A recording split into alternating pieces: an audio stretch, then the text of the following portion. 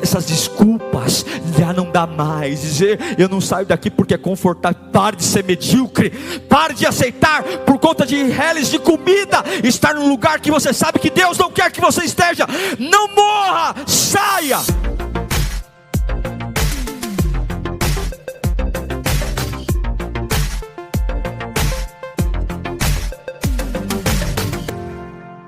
Deuteronômio 32, 10. Diz assim o texto: numa terra deserta, ele o encontrou, numa região árida e de ventos uivantes, ele o protegeu e dele cuidou. Guardou-o como a menina dos seus olhos, como a águia que desperta a sua ninhada, paira sobre os seus filhotes, e depois estende as suas asas para apanhá-los, levando-os sobre elas. O Senhor sozinho o levou, e nenhum Deus estrangeiro o ajudou. Vamos orar. Deus, como somos carentes da Tua voz. Ah, Espírito Santo, se nós tivermos consciência do Teu poder, se nós tivermos um pouquinho só, não precisa muito não, um pouquinho só de consciência do Teu tamanho, da Tua grandeza, muitos medos já teriam ido embora, o coração já teria derretido. Mas nós somos teimosos, nós somos lentos a perceber, nós aprendemos a jogar o ouro no lixo e guardar o lixo, aprendemos a guardar o que mata e desprezar o que cura. E é por isso que somos tão sedentos da Tua voz, é por isso que precisamos tanto Te ouvir, para lembrar da nossa origem, para lembrar de Ti, para lembrar que muita coisa não é real e temos nos perdido na imaginação e na ilusão. Fala conosco, Deus, que não seja eu, mas a Tua palavra nesta manhã, e que todos possamos ser destravados pelo conhecimento da Tua palavra e pela prática do que vamos ouvir aqui nesta manhã, em nome de Jesus, amém. Acredito de todo o meu coração que toda transformação na nossa vida nunca é instantânea. Transformação é um processo, acontece diariamente. Paulo vai dizer: não vos conformeis com esse mundo, mas transformai-vos pela renovação da vossa mente. Isso significa que é diário, diariamente eu vou melhorando, diariamente eu vou crescendo. Tolos são aqueles que acham que batizando-se, ficando um mês na igreja, estão totalmente transformados. Transformação requer muito trabalho, muita mudança, muito empenho. E o que isso significa? Significa que eu posso ser salvo no culto que eu aceitei Jesus, mas eu posso ainda assim não ser transformado.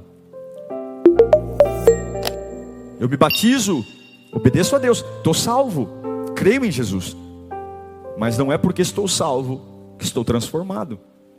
Nós colocamos tudo na mesma bacia e achamos que a transformação e a salvação caminham juntas, e não é verdade. A transformação é um processo, a salvação é instantânea. Eu posso ser salvo sem ser transformado, porque a salvação não depende da minha transformação, depende do meu crer em Jesus. O que isso significa? Significa que eu posso ser salvo e ainda assim ser meio maluco. Eu posso ser salvo e ainda assim ser meio mimizento. Eu posso ser salvo e ainda ser um péssimo pai, uma péssima mãe, um péssimo profissional, um péssimo vizinho, uma pessoa ruim. Eu posso ser salvo e ainda ser uma pessoa intragável. Ninguém gosta de estar perto de mim. Eu posso ser salvo diante de Deus, mas se eu não permitir a transformação, eu não mudo. O que eu estou querendo dizer é que você pode ser, pela salvação, espiritualmente vivo, mas ao mesmo tempo emocionalmente frustrado. Saiu do culto vibrando, glória, glória, glória, glória, glória, glória, falou em línguas, senti Deus, ok, você está rejuvenescido espiritualmente, mas ao longo do tempo você pode perceber que talvez esteja emocionalmente frustrado, psicologicamente deficiente, limitado. E o texto que li a vocês, em Deuteronômio 32, ele fala exatamente sobre isso. De como Deus nos salva, de como Deus trata conosco. E para que eu explique a você o que Deus colocou no meu coração, eu preciso primeiro falar de uma palavra chamada cultura. Todos nós nascemos numa cultura de casa, família, empresa, lugar, bairro. E originalmente a palavra cultura deriva do termo agricultura, ou seja, é aquilo que eu planto, é aquilo que foi plantado no solo. Agricultura são técnicas de cultivo, ou seja, vai nascer aquilo que a agricultura plantou. O que eu quero dizer é que não é tão fácil ser transformado, porque todos nós temos uma cultura.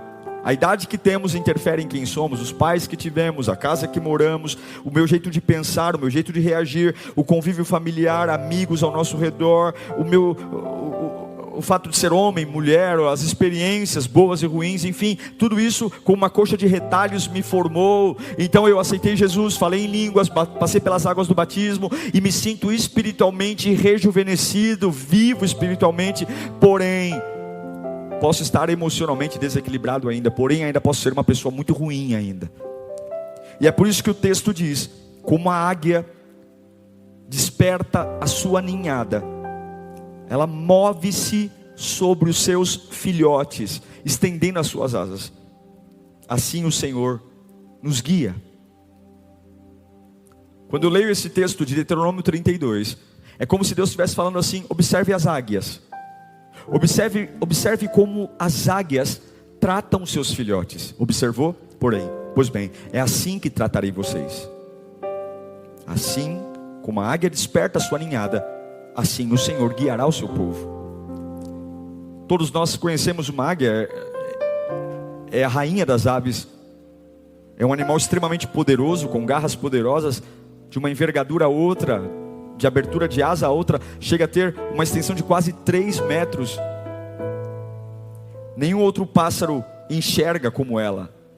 Ela é a rainha dos pássaros. É forte. Ela se reproduz no ar. Ela acasala no ar.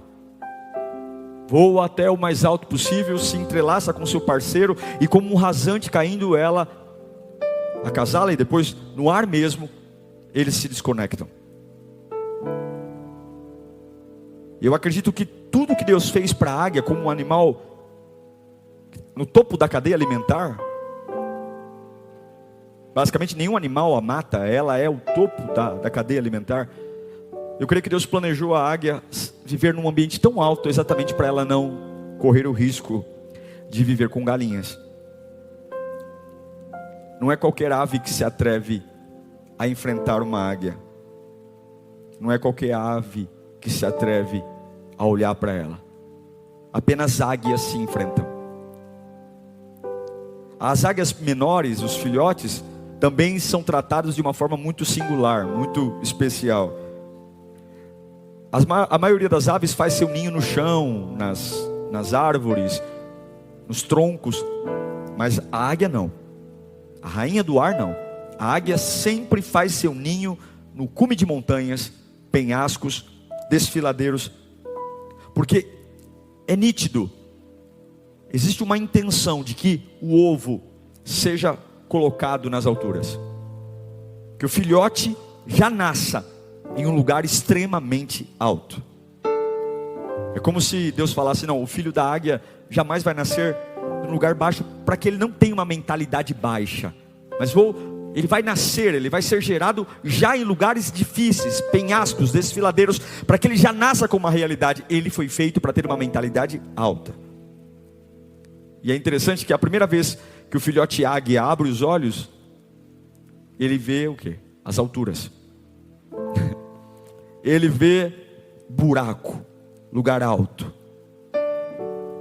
Isso não para de martelar minha cabeça, porque assim como a águia movimenta seus filhotes, assim o Senhor movimenta o seu povo. É como se Deus falasse: pare e observe a minha criação. Observe o que eu fiz com ela. É assim que farei com vocês. Mas como que eu vou observar se eu não paro de chorar? Como que eu vou contemplar a criação se eu sou tão egoísta de só saber falar sobre mim mesmo, o que eu sinto? Vamos observar um pouco mais esse animal que Deus diz que fará conosco, como a águia faz com seus filhotes.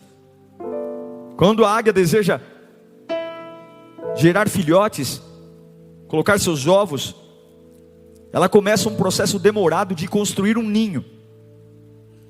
E é um processo extremamente demorado, porque ela não pode colocar uma águia apenas em fagulhas de folhas.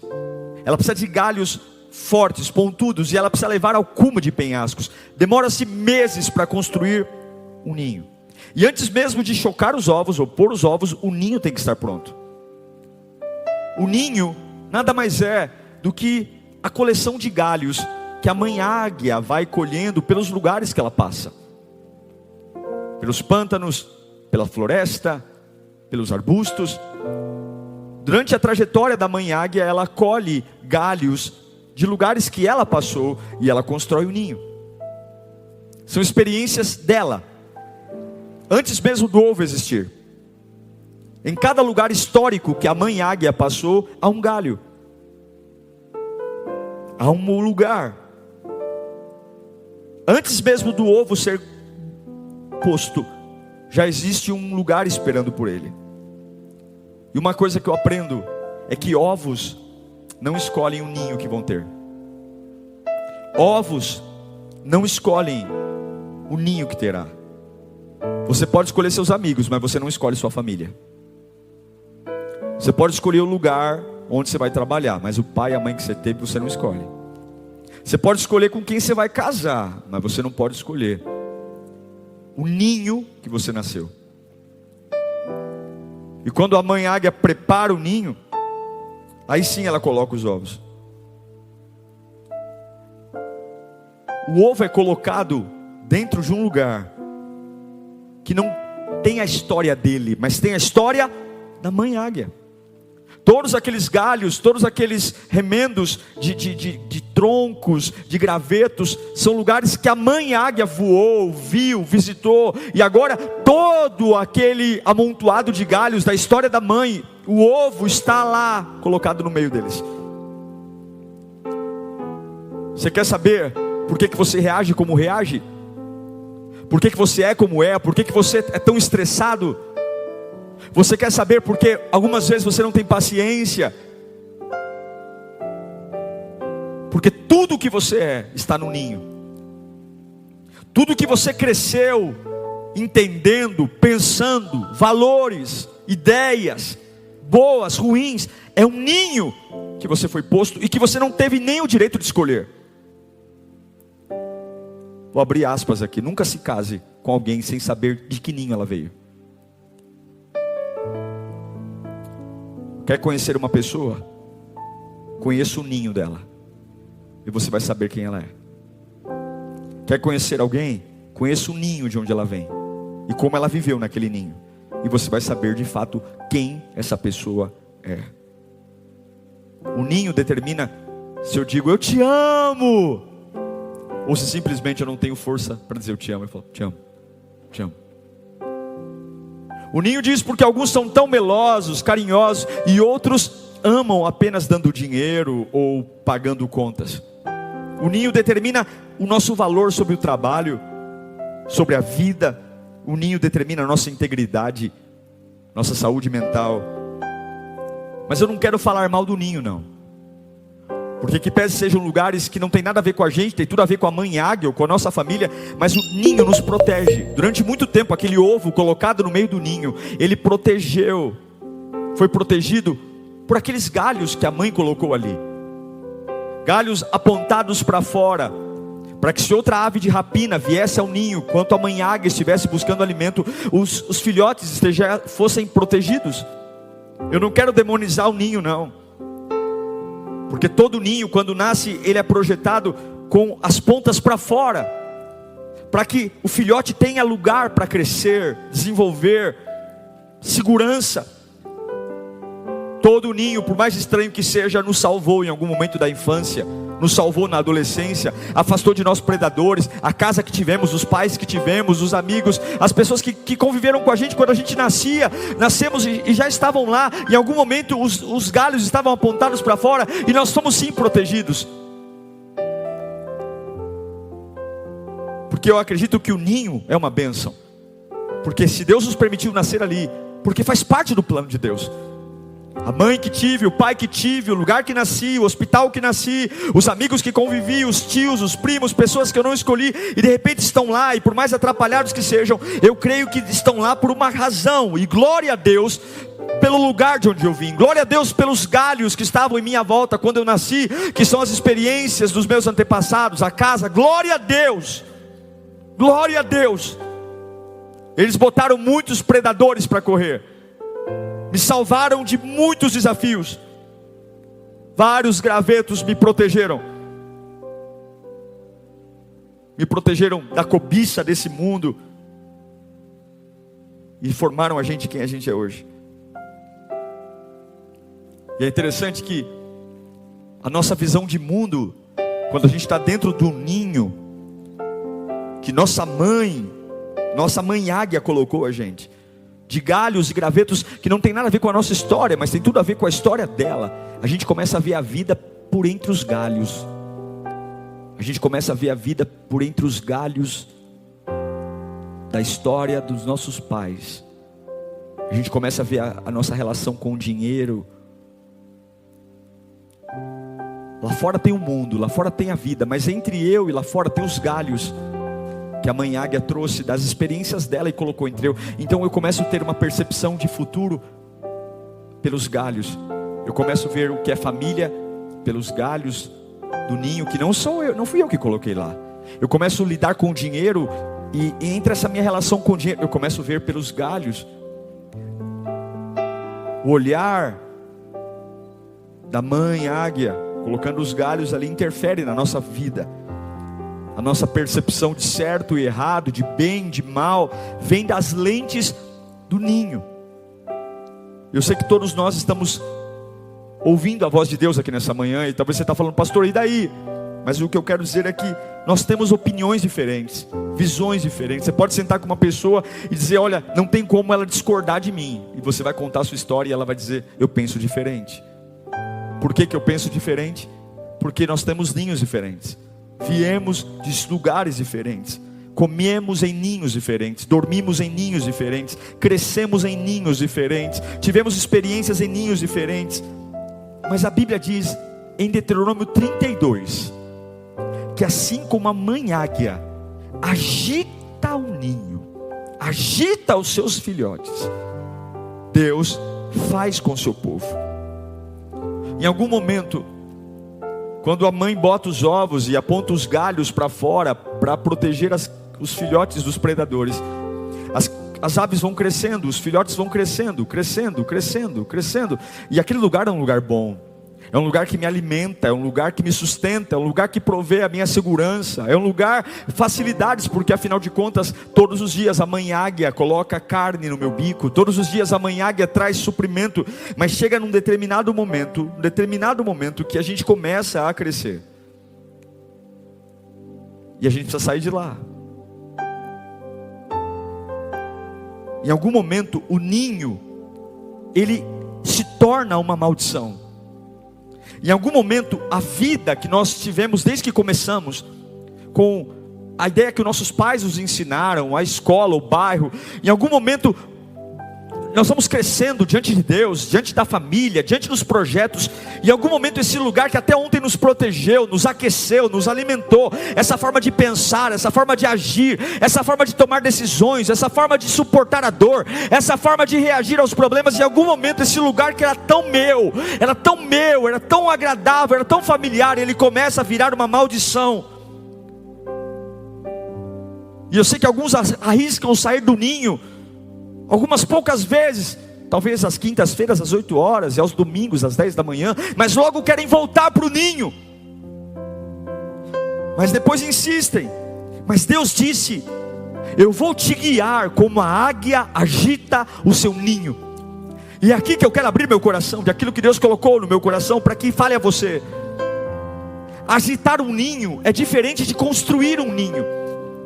Quando se constrói um ninho, existem galhos apontados para fora. Há uma preocupação com o aquecimento dos ovos, há uma preocupação com o conforto, há uma preocupação com a segurança dos filhotes. A construção de um ninho, ela tem uma única ideia: eu preciso proteger os meus filhotes aqui dentro. Mas a águia, quando agita o ninho, ela tem uma única decisão: eu preciso tirá-los daqui. Eu preciso tirá-los daqui, porque eles não nasceram para ficar aqui. Aqui dentro não há o potencial, aqui dentro não há a vida. E se eles continuarem aqui, eles vão morrer. Eu preciso que eles saiam daqui, saiam agora, senão eles vão morrer. E aí as águias mães tomam uma decisão terrível, porque os filhotes estão grandes e o ninho pequeno, mas ainda é confortável, ainda há comida. E a mãe águia vai e pega o bico, e ela vai em direção à ponta do galho, que antes, quando na construção do ninho, estava apontado para fora, para o predador. E agora ela vai com o bico na ponta do galho, e ela torce a ponta do galho, apontando a parte afiada, a parte pontiaguda, para dentro do ninho, exatamente em direção aonde está o corpo do filhote, com uma única intenção: quanto mais o filhote crescer aqui dentro, mais dificuldade ele vai ter para descansar, mais dificuldade ele vai ter para encontrar uma posição, e se ele insistir em ficar aqui, ele vai se ferir, porque aquilo que estava projetado para predadores, agora está projetado para dentro do ninho. E eu repito o que diz Deuteronômio 32: assim como a águia agita o seu ninho, Deus conduz o seu povo. As águias mães, quando elas percebem que os seus filhotes estão grandes demais para morar num lugar tão pequeno, elas não têm outra escolha, ela os fere, ela os machuca. E a pergunta que eu te faço nesta manhã: será que você não está grande demais para morar em algo tão pequeno? Será que o Deus que você serve não é grande demais para você ainda ter essa mentalidade de um ninho pequeno? Eu sei que toda a educação que você recebeu, os valores que você recebeu, te protegeram até aqui, cuidaram de você até aqui, graças à educação que você teve, aos lugares que você visitou, às pessoas que te influenciaram, você sobreviveu aos dias maus, sobreviveu às crises. Mas será que você já não recebeu algo da parte de Deus? Está simplesmente aquecido onde está, e grande demais para estar onde está. A gente reclama que está desconfortável, que estamos estressados. Eu não sei, pastor, eu estou numa fase de estresse, nervoso. Mas no final a gente está acomodado no ninho, e o estresse, a gente aprende a conviver com ele. Eu não preciso me movimentar, afinal de contas todos os dias a mãe águia traz comida.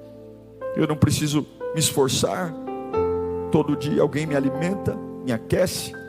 Eu tenho um sistema que justifica tudo. Eu tenho uma mentalidade que explica tudo, porque eu falo como falo, reajo como reajo. Agora, a mãe águia, a mesma que colocou os galhos virados para fora, ela começa a desconstruir a proteção e o conforto do ninho. Ela vai deixar o ninho desconfortável, porque a única intenção da mãe águia é que ele saia. Deus me trouxe aqui nessa manhã para dizer para você: não morra no lugar onde você nasceu. Não aceite viver toda a sua vida entre os galhos que você foi posto. Você foi protegido nesse lugar. Você recebeu educação, valores. Ninhos são bênçãos. Mas chega uma hora que eu cresci muito e o ninho é muito pequeno, e se eu insistir em ficar nele, eu vou morrer. A mãe não vai deixar o filho morrer lá. E o que ela faz? Desconforto. Vamos falar sobre agitação? Quer falar sobre desconforto? Vamos falar então. Sabe aquilo que era calmo? Aquilo que era calmo, tranquilo, e de repente tudo vira de perna para o ar e não há mais paz alguma? Talvez é Deus agitando o seu ninho. Talvez é Deus colocando os galhos contra você para que você se toque, para entender que é uma nova forma, há um novo ambiente, que o corpo que Ele te deu, as asas que Ele te deu, não é para você ficar aí sentado. Quer falar sobre agitação? De repente há uma fase que tudo dói, tudo incomoda, tudo machuca, porque agora coisas que me protegiam, pessoas que me protegiam, lugares que me aceitavam, agora me batem, me agridem. Lugares que eu era bem-vindo, agora me expulsam. Lugares que eu tinha comunhão, agora me desprezam. Pessoas que me defendiam, agora querem meu fim. Assim como a águia agita o seu ninho, Deus conduz o seu povo. Deus quer mexer no lugar que nos protegeu até hoje. Nós somos teimosos demais para sair do ninho voluntariamente. Nós somos cabeça dura demais para se tocar a hora de sair do ninho. A gente aprende preguiçosamente a ficar ali e não damos outra escolha para Deus. Não damos outra escolha, porque se Ele não nos agitar, a gente não muda a forma de pensar. Repito o que disse a você no começo da pregação: uma coisa é você estar salvo, e outra coisa é você estar transformado. Sim, dentro do ninho você está salvo, mas a transformação vem fora dele, porque o ninho talvez seja pequeno demais.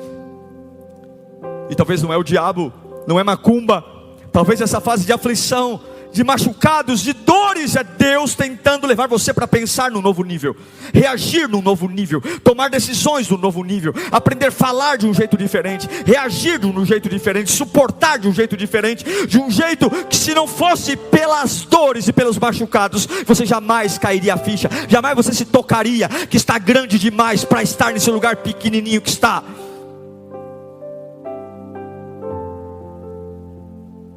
O mesmo lugar que te alimentou, o mesmo Deus que chocou, que cuidou, o mesmo Deus que alimentou, o mesmo Deus que protegeu, é o mesmo Deus que machuca, é o mesmo Deus que expulsa, é o mesmo Deus que fere. A mesma águia que aponta os galhos para os predadores é a mesma águia que aponta os galhos para o filhote. A mesma águia que traz comida é a mesma águia que para de alimentar e machuca. Porque Deus não tem um compromisso com o seu bem-estar, Deus tem um compromisso com o seu propósito. E esse ninho já não te cabe mais, esse jeito de falar já não te cabe mais, essa história já ninguém aguenta mais ouvir, essas desculpas já não dá mais, dizer eu não saio daqui porque é confortável. Pare de ser medíocre, pare de aceitar por conta de reles de comida, estar num lugar que você sabe que Deus não quer que você esteja. Não morra, saia. Deus manda trazer uma palavra para o teu coração. É hora de enfrentar o despejo. É duro, mas é hora de enfrentar o despejo, águia. É hora de sair daí, águiazinha. E quem vai despejar você não é o diabo, é o mesmo Deus que te sustentou até hoje, é o mesmo Deus que te protegeu até hoje. E Ele vai despejar você.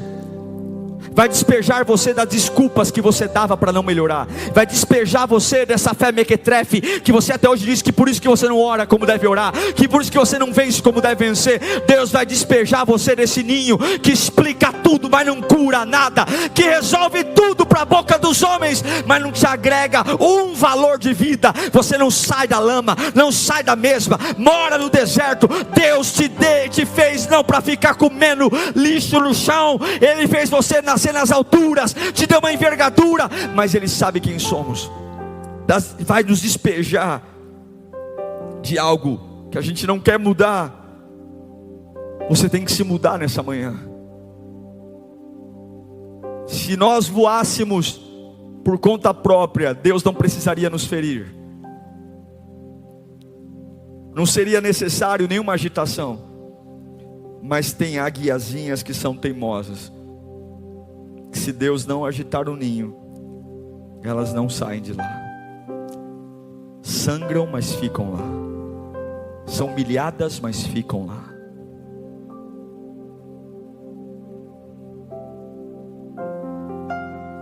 Deus tem que tirar você do ninho, porque a visão que você tem sobre dinheiro, vida, família, dentro do ninho, passa pela visão dos galhos que a tua mãe águia colocou. Fora do ninho, a sua visão sobre dinheiro, família, fé, vida, já não depende mais da sua origem, mas depende do seu propósito, depende daquilo que você nasceu para ser. Quantos salvos ainda veem a vida como águias dentro do ninho? Ainda moramos num lugar que nem nos cabe mais. Jó dizia em Jó capítulo 29, versículo 18.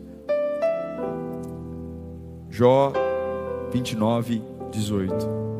Eu pensava, morreria em casa, e os meus dias serão numerosos como os grãos da terra.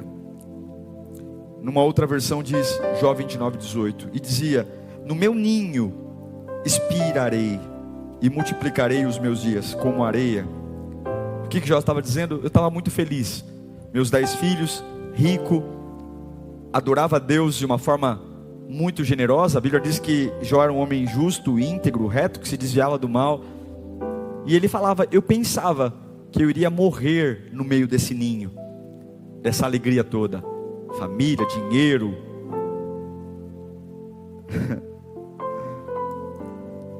Você já esteve numa situação que você achou que nunca ia piorar?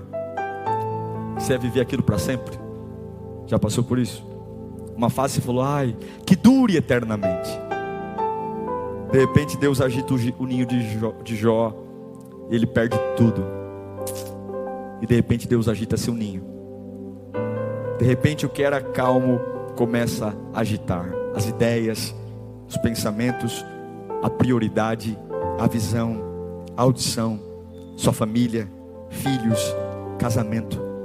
Você perde o sono, você come diferente, você tem dores no estômago, você tem dor de cabeça, você não está em paz em lugar nenhum. Deus quer agitar você. Eu não sei o que aconteceu, mas eu quero algo mais. Eu não sei por que essas dores, mas eu sei, se Deus está agitando, eu quero algo mais. Eu não sei por que o desconforto, mas se Deus está sacolejando o meu ninho, eu quero algo mais. Eu não sei porque tenho sentido o que tenho sentido, mas se Deus está agitando o meu ninho, eu quero algo mais. Deus manda dizer a você, não é demônio, sou eu que estou agitando o seu ninho. É o próprio Deus invertendo os galhos, para que você saia daí para algo maior. Se você quer seguir Jesus de forma relevante, eu amo Mateus capítulo 8, versículo 20. Olha que texto fantástico. Jesus disse, as raposas, elas têm suas tocas, as aves do céu têm seus ninhos, mas o Filho do Homem não tem onde repousar a cabeça. Jesus disse, eu não tenho ninho. As aves têm ninhos, as raposas têm tocas, mas eu não tenho um lugar. Eu não tenho um ninho, porque eu não descanso onde os naturais descansam.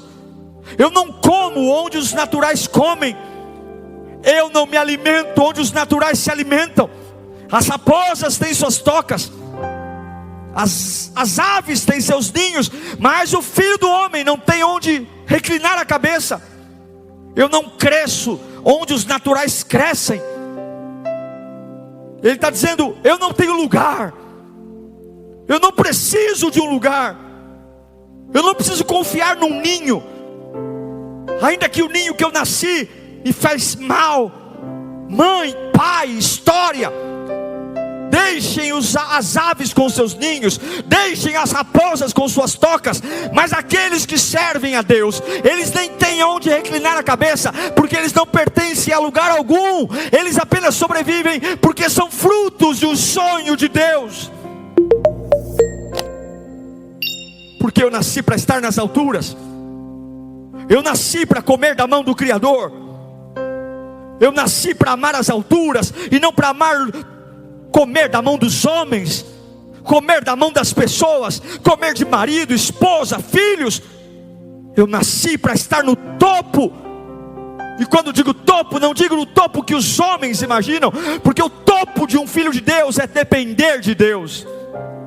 Topo não é carro, casa. Saia do seu ninho. Não morra no teu lugar de origem. E se você aceitou Jesus, e é o mesmo, frequenta uma igreja, e é a mesma pessoa, espiritualmente pulsante, e emocionalmente desequilibrado, traumatizado, ferido, comece a andar com pessoas que estão sendo agitadas. Venha para a igreja e comece a escolher melhor seus amigos. Comece a andar com gente que está sendo agitada, e ao invés de morrer, ela vai para as alturas. Diga: obrigado Deus pelo meu pai, Deus obrigado pela minha mãe, Deus obrigado pela minha família, obrigado pela casa que eu nasci, obrigado, mas eu não quero mais que eles construam a minha vida, não. Obrigado pela mãe, pela história, obrigado pela comida. Deus, eu tenho muita gratidão pelo ninho que eu tive, eu tenho muita gratidão, mas chega, não serão mais eles que vão construir o lugar para onde eu vou, não. Eu quero voar. Eu não quero olhar mais pelos galhos da história da minha mãe, do meu pai, do meu bairro. Eu não posso, são experiências dele que me protegeram, mas eu quero voar. Se você não sair do ninho, você nunca vai cumprir o propósito que você foi criado para fazer. Saia do ninho e prepare-se para ver o que você nunca viu. Aceite esse desconforto e deixe esse desconforto te empurrar para a presença de Deus, te empurrar para as alturas. E se você achar que não aguenta voar, você não sabe o que Ele soprou em você. Quando o filhote águia acha que vai cair desfiladeiro abaixo, o instinto brota nas asas, e asas lindas que ele nunca conseguiria ver que tinha dentro do ninho, simplesmente se abrem nas alturas, e um voo nasce, ainda que ele nem saiba muito bem controlar suas asas, porque nunca voou. Ele não teve a oportunidade de treinar, porque ele já sai do ninho num penhasco, já sai do ninho em uma altura, mas há um instinto dentro dele, que ainda de forma involuntária, as asas se abrirão e ele voará. Se você tem dito: pastor, tenho sido tão machucado nesse tempo, e o que eu faço? Continue sendo empurrado pela dor em direção às alturas, em direção ao lugar que Deus tem para você. E ainda que você nem saiba muito como voar nas alturas, ainda que você não saiba nem muito como lidar com essa situação, há um instinto dentro de você, que mesmo de forma involuntária, vai abrir as asas, e você não vai cair, você não vai sucumbir. Saia desse ninho e se prepare para viver algo novo. Saia desse ninho e dê sequência a uma nova geração de águias. Saia desse ninho. E uma coisa que eu acho lindo é que quando a águia sai do ninho, quando ela sai, mesmo que ela queira voltar, ela não consegue mais. Uma hora que ela desencaixa, se ela quiser voltar, ela não consegue mais encaixar. Você nunca mais vai pensar igual se você sair de onde está e não ficar aí. Você nunca mais vai falar igual, nunca mais vai ser o mesmo, nunca mais, nunca. Saia daí, não morra aí não. Deus está invertendo os galhos, Deus está machucando você, Deus está trazendo angústias, porque Ele não quer que você fique comendo aí. Ele quer que você voe. Ele não quer que você reaja à vida como teus pais reagiram. Ele não quer que você chegue onde os galhos do ninho dizem que é capaz de chegar. Saia daí. Deus está ansioso para que você saia daí. E como somos teimosos, saia. Se os galhos estão te empurrando, deixe que empurrem, mas vá para as alturas. Vá para as alturas. O que é ir para as alturas, pastor? Não largue a presença de Deus. Assim como a águia agita o ninho, Deus conduz o seu povo. Assim como a águia agita o seu ninho, Deus conduz o seu povo.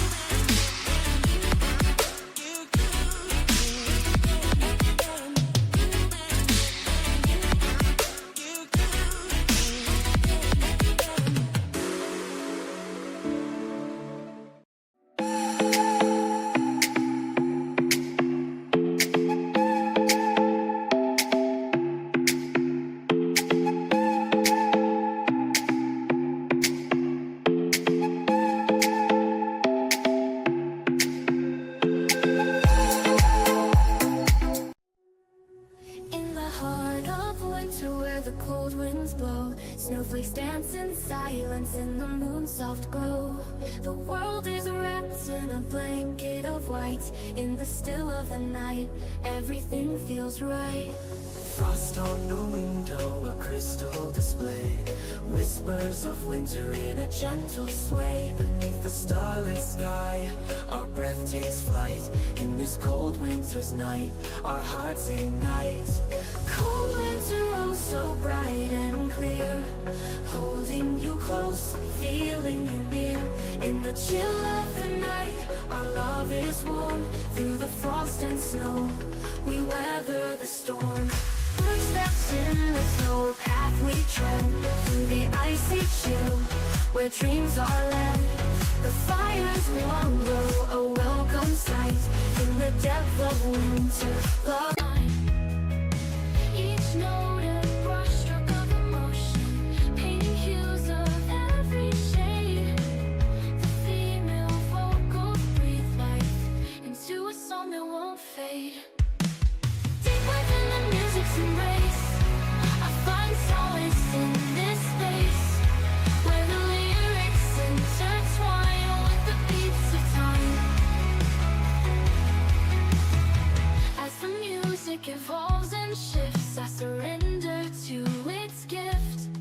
An experimental journey, where the deep meets the sea.